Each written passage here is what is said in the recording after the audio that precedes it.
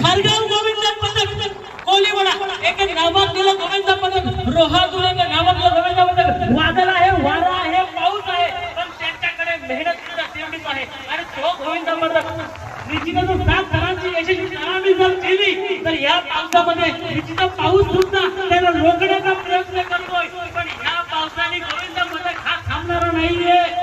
अरे किती वादळाने किती वाऱ्याने आम्ही मात्र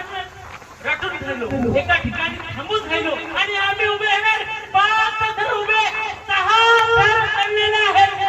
आगवा कराची सलामी पण वरती हंडी लागणार आहे मित्रा फक्त उभे राहणे केली वरती हंडी लागणार आहे उभा राहणार आहात तुम्ही फक्त लक्षात